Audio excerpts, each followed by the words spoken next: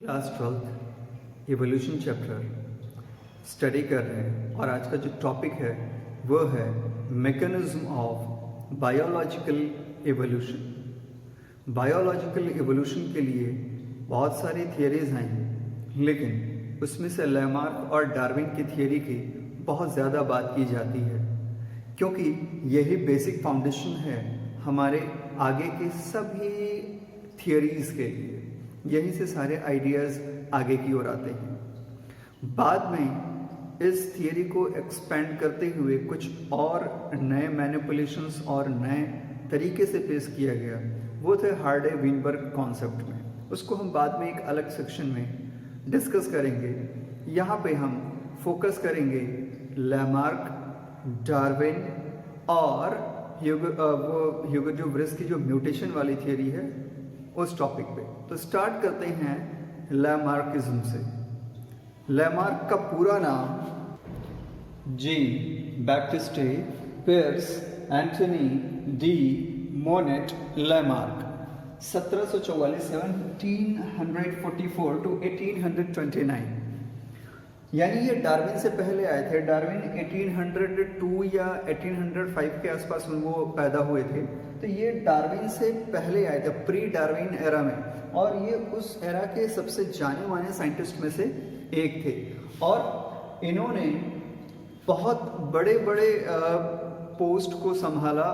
France के रहने वाले थे, फ्रेंच नेचुरलिस्ट माने जाते हैं। इसके साथ ही इन्होंने एक बुक भी लिखी, फिलोसफिक जूलॉजिक, जो बहुत ही फेमस बुक हुई, और उसी में अपनी थियरी ऑफ एवोल्यूशन को उन्होंने लिखा, और वो थियरी बहुत फेमस हुई लैमार्किज्म के नाम से, बहुत ज़्यादा फेमस हुई लैमार्किज्म के नाम से। बुक का नाम मैंने आपको पहले बता दिया, फिलोसफिक जूलॉजिक, ठीक है। उस जो कैरेक्टर था, जो टॉपिक था, उसको उन्होंने लिखा था थियरी ऑफ इनहेरिटेंस, कुछ इस तरह का था। लेकिन उस इनहेरिटेंस में एक्वायर्ड कैरेक्टर का इनहेरिटेंस था, यानी जीवन काल में, लाइफ स्पैन के ड्यूरेशन में जो कैरेक्टर्स एक्वायर किया बॉडी ने, वो एक पीढ़ी से, एक जनरेशन से दूसरी जनरेशन ट्रांसफ़र हो रही थी। ये थी लैमार्किज्म की सबसे बेस्ट और उस समय की सबसे ज़्यादा प्रचलित थियरी। इसके बेस, यानी इस पूरी थियरी की हम बेस की बात करें तो इसके 4 मेन पॉइंट्स होते हैं। मैं लिखता हूँ और समझाता हूँ। तो उनकी थियरी का नाम इनहेरिटेंस ऑफ एक्वायर्ड कैरेक्टर्स, और ये सबसे ज़्यादा फेमस लैमार्किज्म के नाम से हुआ। ये थियरी सबसे ज़्यादा लैमार्किज्म नाम से फेमस हुई। इनकी थियरी के 4 मेन पोस्टुलेट्स थे। पहला, ग्रोथ। लैमार्क कहते थे कि कोई भी ऑर्गेनिज्म, चाहे वो प्लांट हो या एनिमल हो, इट डजेंट मैटर, वो पूरी लाइफ टाइम में ग्रोथ करता ही रहता है, और वो ग्रो करता ही रहता है। जैसे कि प्लांट्स खूब बढ़ते ही रहते हैं ऊपर की ओर, वैसे ही ऑर्गेनिज्म भी बढ़ते ही रहते हैं। खैर, सॉरी लैमार्क, ये गलत हो गया। Next, second point, new organs are result of need. वो कहते थे कि नए ऑर्गन बनते जाते हैं जैसे जैसे आपको ज़रूरत पड़ती है। यानी एक्चुअल में लैमार्क आए थे जिस शताब्दी में, उस समय मोबाइल नहीं होता था। आजकल हमारे बच्चों के पास बहुत सारे गैजेट्स हो गए हैं, मोबाइल हो गए, एक हाथ में मोबाइल होता है, एक हाथ में बाइक चलाते हैं, कभी कान में लगा लेते हैं ऐसे, वो बहुत अजीब अजीब स्टाइल में रहते हैं, कभी कार चलाते हैं, बात करते रहते हैं, इधर भी उधर भी। या नहीं, लैमार्क की इस थियरी के हिसाब से हमारे यहाँ से 2-3 और हाथ निकल आने चाहिए, या यहाँ से निकाल आना चाहिए। 2 टाइप करने के लिए होंगे, एक ब्रेन निकल जाना चाहिए साइड में, और एक पीछे की तरफ आंख हो जाएगी, तो आगे पीछे हर तरफ देखते रहेंगे। खैर, सॉरी लैमार्क, ये भी काम नहीं आया। और तीसरा वाला है use and disuse of organs. ये बड़ा खतरनाक वाला पॉइंट है उनका, क्योंकि लगभग इसको प्रूफ ही कर डाला उन्होंने कहा कि मैं ऐसे बहुत सारे एविडेंसेस दूंगा जहाँ पे यूज एंड डिसयूज की वजह से ऑर्गन्स बनते हैं, ग्रो करते हैं या ख़त्म हो जाते हैं। उन्होंने कहा कि पहले हमारे कान हिलाने के काम आते थे, लेकिन अब नहीं होते हैं, यानी डिसयूज। अब ये धीरे धीरे छोटे हो रहे हैं, एक दिन गायब हो जाएंगे पूरी तरह से। इसी तरह से उन्होंने कहा वर्मिफॉर्म अपेंडिक्स, तो ऐसी बहुत सारी चीज़ें बताई उन्होंने। फिर उन्होंने कहा जिन चीज़ों का हम ज़्यादा यूज़ करते हैं वो एकदम ग्रो हो जाती हैं। खैर थोड़ी बहुत सही भी थी लेकिन एग्जैक्टली सही नहीं है। Next, inheritance of acquired character. ये तो मतलब इनकी थियोरी का माई बाप है, मतलब एकदम सॉलिड वाला पॉइंट था। इसी के बेस पे तो इन्होंने पूरी थियोरी ही लिख डाली, इनहेरिटेंस ऑफ एक्वायर्ड कैरेक्टर्स। मतलब वो ये कहते थे कि लाइफ स्पैन के ड्यूरेशन में जो भी कैरेक्टर्स आपने एक्वायर किया है वो अब पीढ़ी दर पीढ़ी यानी जनरेशन टू जनरेशन ट्रांसफर होगी। मतलब कि जो जिसने मसल्स बनाया उसका बच्चा पैदा होते ही मसल्स वाला होगा, भयंकर। मतलब कि डॉक्टर का बच्चा डॉक्टर, पुलिसमैन का बच्चा पुलिसमैन और इंजीनियर का बच्चा इंजीनियर, कुछ ऐसा ही कहने का मतलब था। अगर हाथ कट जाए किसी का तो उसका बच्चा भी हाथ कटा हुआ पैदा होगा। खैर जब भी कोई नई थियरीज बनती हैं तो उसके पीछे लोग लग जाते हैं। ऐसा ही लैमार्क के साथ हुआ। इनको डिस्प्रूव करने के लिए भी बहुत सारे लोग आए, उसमें से एक नाम बहुत प्रसिद्ध है। लेकिन उसके पहले लैमार्क ने जो अपने बचाव में अपनी थियरी के हिसाब से जो उन्होंने एविडेंसेस प्रूफ किए उसको देख लेते हैं पहले। तो जो सबसे पहला एविडेंस दिया उन्होंने वो था जिराफ की गर्दन का। उन्होंने कहा कि जो प्रिमिटिव जिराफ थे यानी एंसेस्ट्रल जिराफ था उनकी गर्दन छोटी थी, बकरियों के जैसी। वो नीचे की घास खाते थे, मतलब ग्रासेस एट द बॉटम। एक समय आया जब नीचे की ग्रासलैंड फिनिश हो गई। नाउ सिर्फ ऊपर वाली ट्रीज में लीव्स बची। तो उन छोटी गर्दन वाले जिराफ जैसे कि गोट होते हैं, आजकल भी उचक उचक के खाते हैं, याद आया ना? एग्जैक्टली हाँ। तो उचक उचक के खाते हैं, मतलब कूदते हैं, जंप करते हैं, गर्दन को ऊपर की ओर करते हैं। और ऐसा करते करते वो जो शॉर्ट नेक्ड जिराफ थे वो काफ़ी लंबे हो गए और आज की जो मॉडर्न जिराफ है वैसे इवॉल्व होके बन गए। सॉरी लैमार्क, ये भी गलत है, क्योंकि पहले से ही दो स्पीसीज थी, एक लंबे गर्दन की और एक छोटे गर्दन की।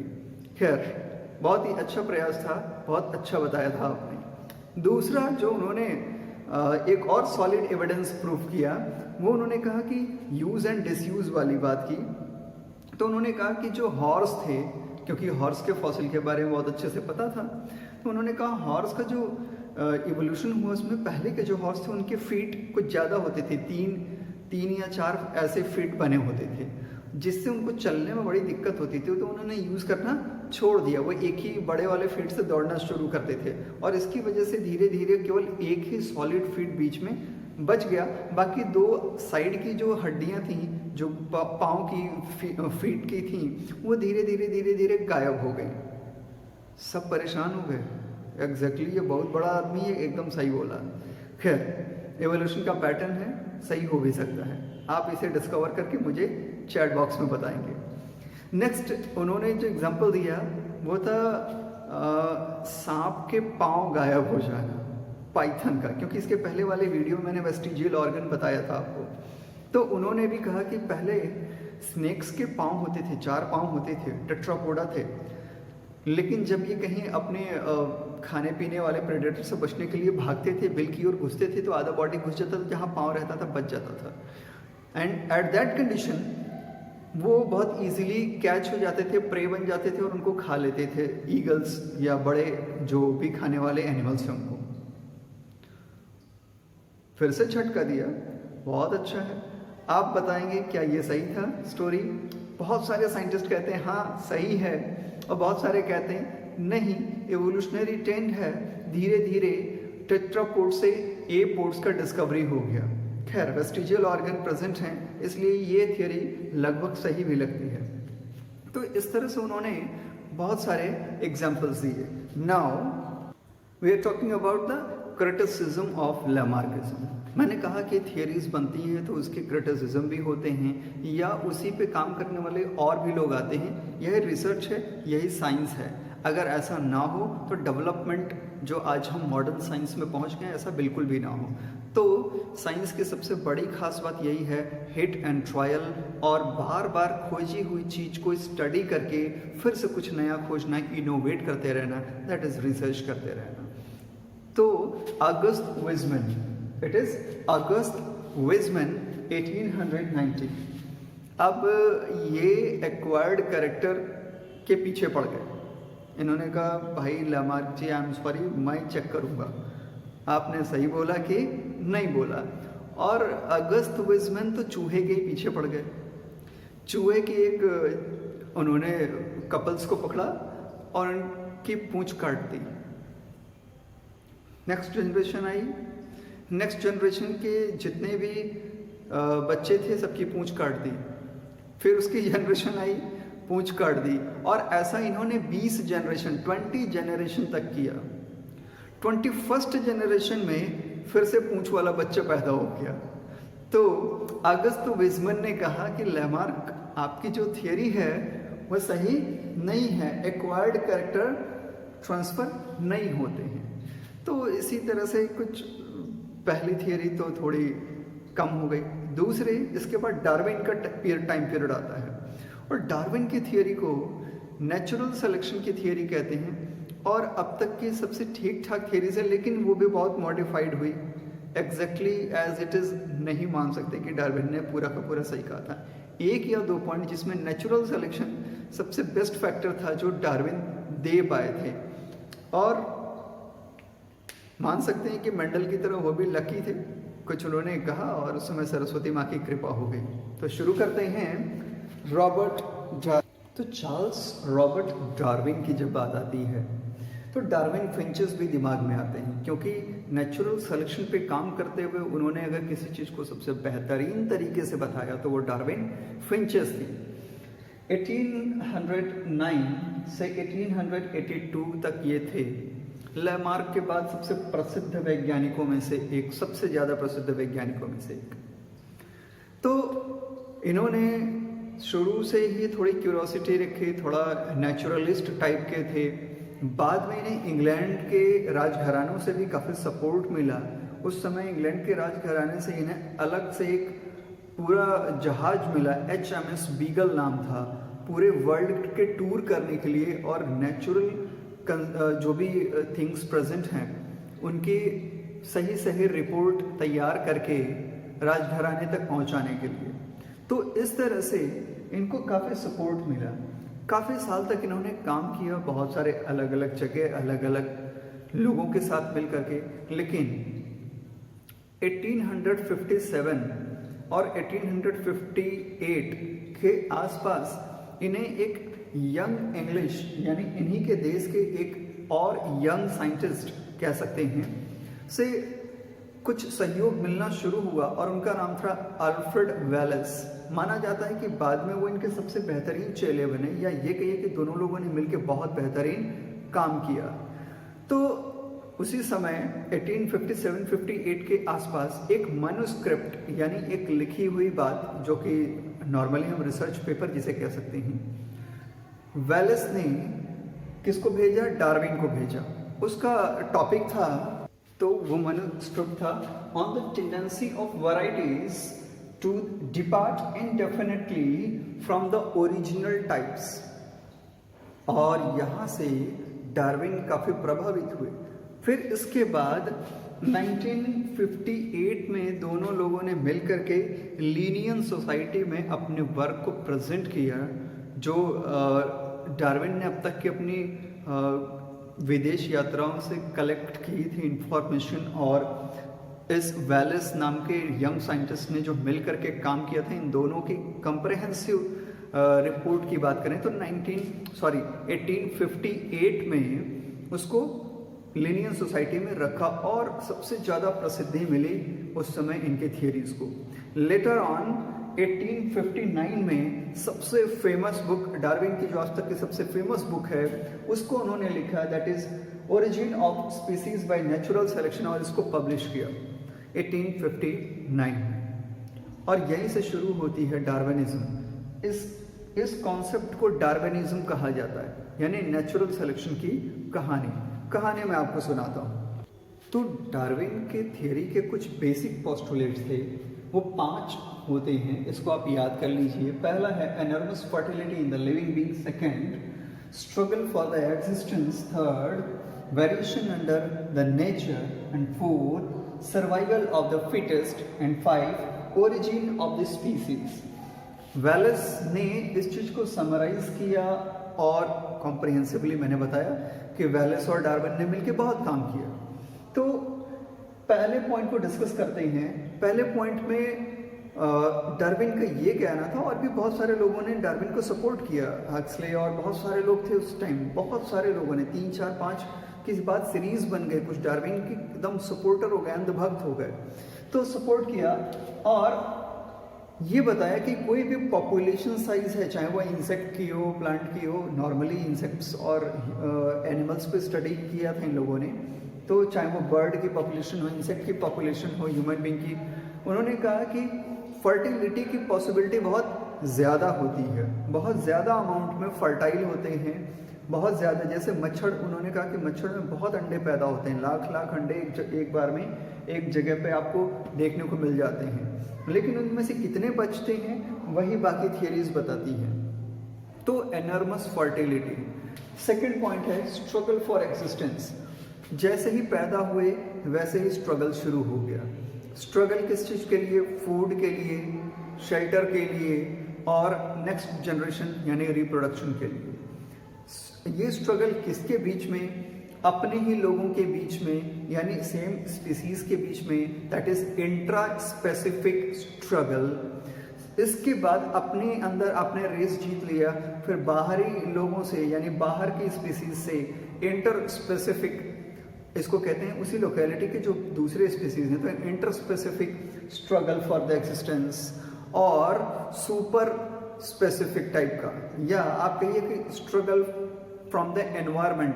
कभी ठंड हो गई, मैंने आपको बताया लाखों अंडे हैं, लेकिन अचानक से पानी सूख जाए, अब ग्रो करने के लिए पानी चाहिए, अचानक से पानी सूख जाए, सारे अंडे मर गए। तो एनवायरमेंट से भी लड़ना है, फूड भी चाहिए, और पैदा होने के बाद सरवाइव करने के लिए भी आपस में स्ट्रगल करना है, प्लस इनको खाने के लिए उनकी पूरी की पूरी फूड चेन बनी हुई है, छोटे छोटे बर्ड्स हैं उनको खा लेंगे, तो उनसे भी स्ट्रगल करना है। So this is called struggle of existence. Next, variation under nature. उन्होंने कहा क्योंकि वो पूरी दुनिया घूम के आते, तो उन्होंने देखा कि एक ही स्पीसीज की बहुत सारी वैरायटीज प्रेजेंट हो सकती हैं, होती भी हैं। उन्होंने इसको नोट किया।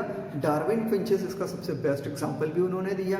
उन्होंने कहा कि नेचर में हमेशा से ही वेरिएशन प्रेजेंट है, और यही वेरिएशन वो बार बार कहते थे कि this variation is the raw material for organic evolution, यानी जो बायोलॉजिकल हम एवोल्यूशन की बात कर रहे हैं कि एवोल्यूशन की बायोलॉजी क्या है या कैसे ये डेवलप होते हैं, है ना। तो बायोलॉजिकल एवोल्यूशन के लिए सबसे बेस्ट उन्होंने कहा कि क्या है? Variation. Variation is the raw material for evolution.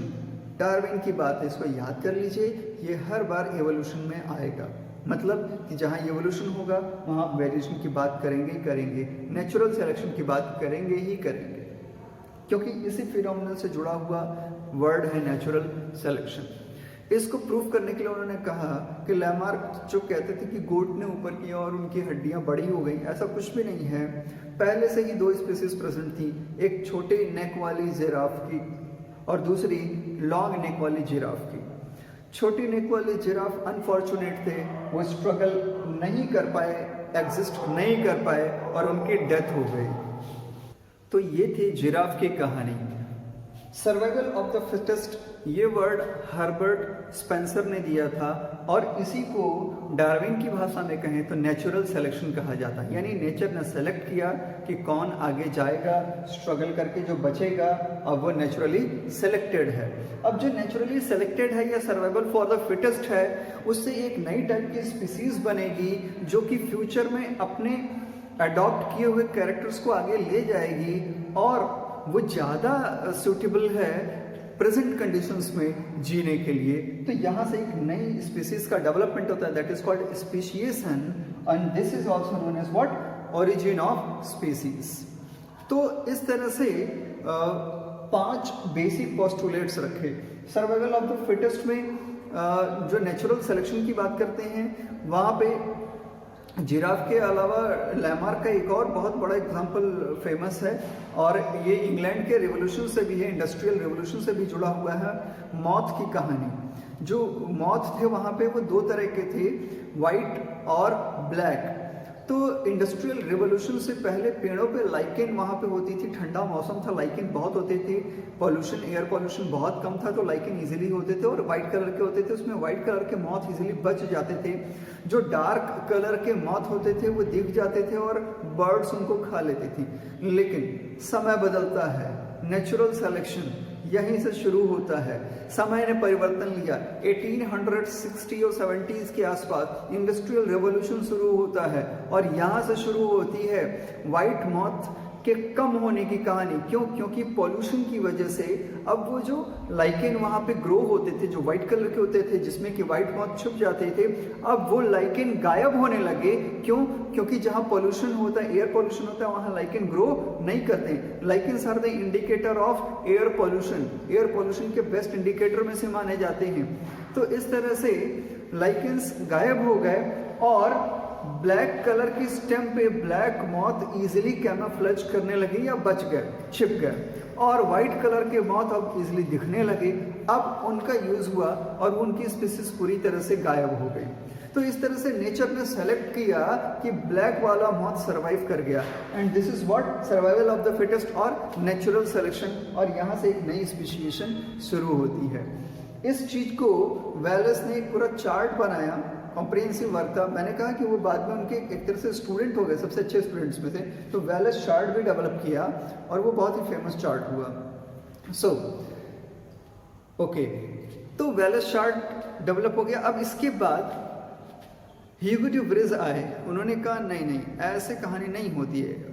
कहानी ऐसी है कि अचानक से सडन हेरिटेबल कोई चेंज हो जाता है और फिर नई स्पीसीज बनती है। इस तरह से कोई नई स्पीसीज नहीं बनती है। उन्होंने इसको प्रूफ करने के लिए म्यूटेशन वर्ड भी प्रोवाइड किया और फिर वहाँ पे उन्होंने समझाया कि नहीं, म्यूटेशन में क्या है, जेनेटिक ड्रिफ्ट हो गया, जीन माइग्रेशन हो गया, या किसी तरह से कोई सडन हेरिटेबल चेंज हो गया। तो इस तरह से उन्होंने कहा कि नई स्पीसीज ऐसे बनती है और ये अचानक से होने वाली घटना है, साल्टेशन प्रोसेस है, अचानक से। ये स्लो प्रोसेस नहीं है, डार्विन आपकी तरह स्लो प्रोसेस नहीं है, ये बिल्कुल अचानक से होने वाली प्रोसेस है। तो ये थी बायोलॉजिकल थियरीज एवोल्यूशन की, जो अलग अलग टाइम पे अलग अलग लोगों ने दी। इसके बाद हम नेक्स्ट सेक्शन में हार्डे विनबर्ग के प्रिंसिपल को पढ़ेंगे और समझेंगे कि रियल में स्पीसीज आगे पीछे हुई कैसे, और हार्डे विनबर्ग का इक्वेशन समझते हुए ये भी जानेंगे कि टोटल बैलेंस पॉपुलेशन का कैसा रहता है। बने रहिए, देखते रहिए। चैप्टर्स फिनिश होने के बाद मैं आप लोगों से क्वेश्चंस पूछूंगा। जो सही आंसर देगा, जो पूरे आंसर देगा, एक फिक्स पीरियड ऑफ टाइम जो मैं ड्यूरेशन दूंगा उसमें आंसर देगा, उसको मैं अपनी बुक डोनेट करूंगा। Thank you very much.